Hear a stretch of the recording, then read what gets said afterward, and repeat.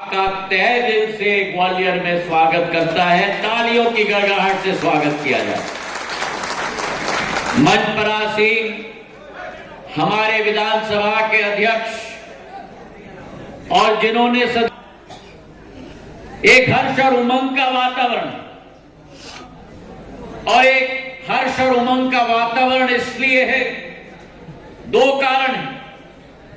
पहला कारण है ऐतिहासिक मेले का शुभारंभ मुख्यमंत्री जी के हाथों के द्वारा किया जा रहा है, और दूसरा कारण है कि 3 दिसंबर को जो हम मंचासीन समस्त ने निवेदन किया था कि मध्य प्रदेश में डबल इंजन की सरकार स्थापित करनी होगी, आप सबने अपना आशीर्वाद प्रदान किया। इसलिए आप सबको हमारे तरफ से झुककर प्रणाम।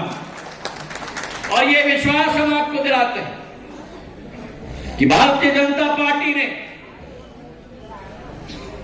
इन 18 वर्षों में जो मेहनत और मशक्कत करके एक बीमारू राज्य को एक बेमिसाल राज्य में परिवर्तित किया था, मोहन यादव जी के नेतृत्व में राष्ट्र पटल पर पहुंचाने का संकल्प मंचासीन समस्त नेतृत्व मोहन यादव जी के नेतृत्व में आप सबके साथ कुशल पूर्वक करेगा। ये विश्वास हम आपको दिलाएंगे। ना हम रुकेंगे, ना हम चैन की सांस लेंगे। आपके हर ख्वाहिश को, आपके हर सपने को, जैसे प्रधानमंत्री जी ने सदैव कहा है, जनता के सपने को हमें अपना संकल्प बनाना होगा।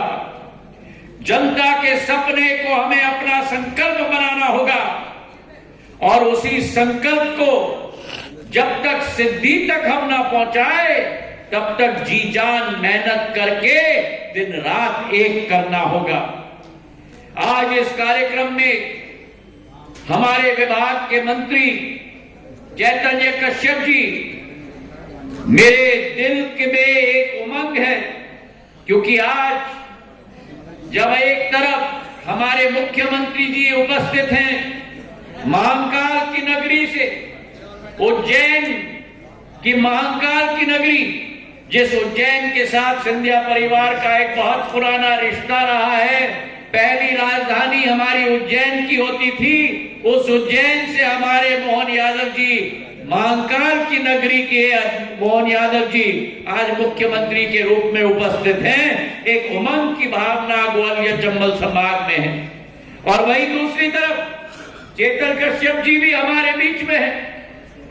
जिस मेले की जिम्मेदारी मोहन यादव जी ने चेतन कश्यप जी के हाथ में दी है, मुझे अटूट विश्वास है कि ये मेला भी इनके नेतृत्व में आगे बढ़कर विकास और प्रगति के नए आयाम छुएगा। क्योंकि चेतन कश्यप जी भी रतलाम क्षेत्र से आते हैं, जो पुराना ग्वालियर स्टेट का क्षेत्र है, तो एक हृदय का संबंध इनके साथ भी हमारा रहा है। 1905 में इस मेले की शुरुआत सिंधिया परिवार के मुखिया ने, नवीन ग्वालियर के संस्थापक माधव महाराज प्रथम ने 1905 में शुरुआत की। उस समय में मुख्यमंत्री जी ग्वालियर चंबल संभाग में और पूरे ग्वालियर स्टेट में, यहां से लेकर उज्जैन, मंदसौर, नीमच, रतलाम तक एक अकाल आई, और उस अकाल के वातावरण में किसानों को राहत पहुंचाने के लिए, किसानों की व्यापार को बढ़ाने के लिए, एक नई तीव्र गति प्रदान करने के लिए ये 100 एकड़ की जमीन, जो आज मेला प्राधिकरण श्रीमंत माधवराव सिंधिया मेला प्राधिकरण के अधीन है, माधव महाराज ने उस समय में पहला किसानों के लिए पशु मेला की शुरुआत इसी प्रांगण में की थी। और पूरे देश में यह पहला पशु मेला था। उनकी सोच विचारधारा, जिससे आप भी अच्छी तरह से वाकिफ हैं। उस समय में ग्वालियर स्टेट पहला स्टेट था जहां ग्वालियर स्टेट की रेलवे चलती थी। उज्जैन से मंदसौर से नीमच तक, रतलाम तक, अरे यार, ग्वालियर से श्योपुर तक, ग्वालियर से भिंड तक, ग्वालियर से शिवपुरी तक, और इसी सोच और विचारधारा के साथ कि श्योपुर का किसान, भिंड का किसान, शिवपुरी का किसान अपना अनाज रेलवे के आधार पे भी ग्वालियर के मंडी में ला पाए। उस विचारधारा के साथ माधव महाराज ने यह पशु मेला की स्थापना की थी और तीव्र गति से वृद्धि और विकास इस मेला का हुआ। मेरे दादा, मेरे आजोबा जीवाजीराव महाराज ने 1937-1938 में, जो आज प्रधानमंत्री जी का संकल्प है, एक स्वच्छता अभियान इस मेले के द्वारा की शुरुआत की थी संपूर्ण ग्वालियर राज्य।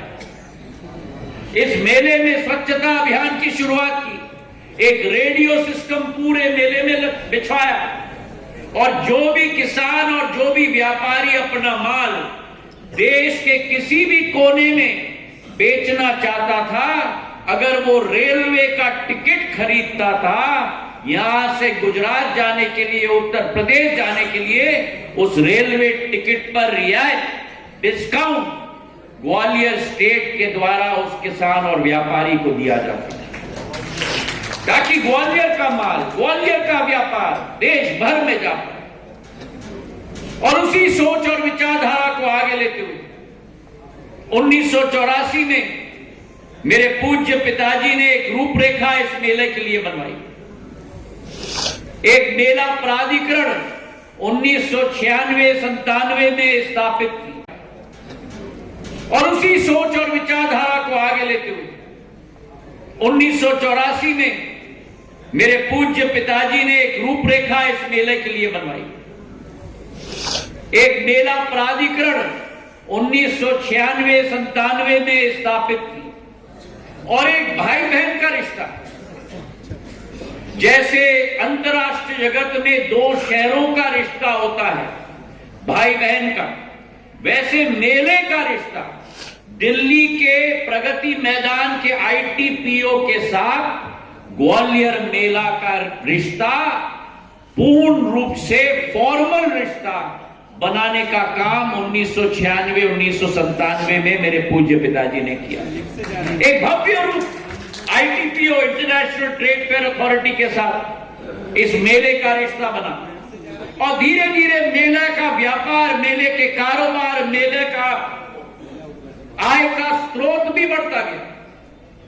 लेकिन उसके बाद जो एक महत्वपूर्ण कदम मध्य प्रदेश की सरकार ने उठाई, वो महत्वपूर्ण कदम कि 50% रियायत रोड टैक्स के विषय पर मेले में बेचने के गाड़ियों को दी गई।